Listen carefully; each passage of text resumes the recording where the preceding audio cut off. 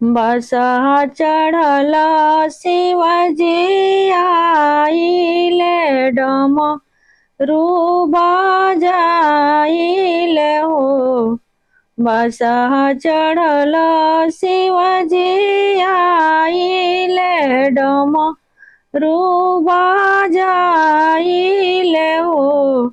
ए गौरा के करे तीज के बरतिया के करे घरे जाइबी के करे घरे जाइबी पूजन हमर करी है पूजन हमर करी है नो हो। हाथ जोड़ी बोलेली सोहागिनी सुनी ये महादेव हो। ए महादेव हम कईनी तीज के बरतिया हमरे घरे आई पूजन हम करबी पूजन हम करबी हो।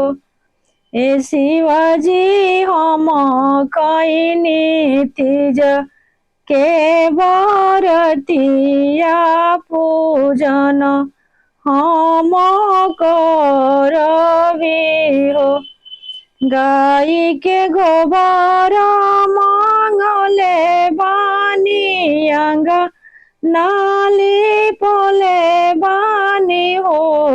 ए शिवजी गज मोती चौ कपूरले बानी काला साधरले बानी हो।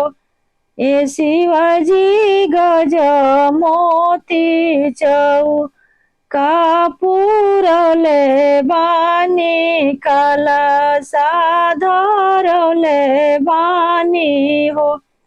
ए शिवजी काला सा पर दिया नाजरले बानी आसन बिछले बानी हो।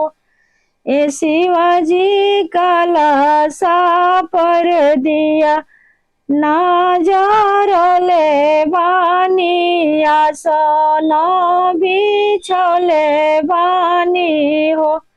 ताई चौके बैठिले महादेव संग गौरा देई हो। ताई चौके बैठिले महादेव संग गौरा देई हो। ए सखिया शिवजी के भांग बेल चढ़ले बानी गौरा सिरे सिंदूर हो।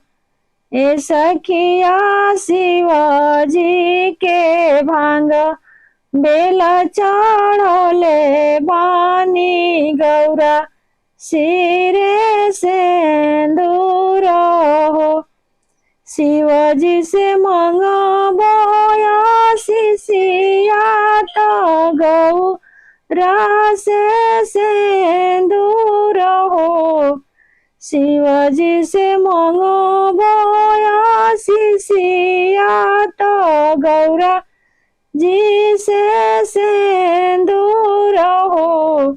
ए गौरा सातो जन्म ए हवा तत सेनुरा बनल रहे जोड़ी या बनल रहे हो।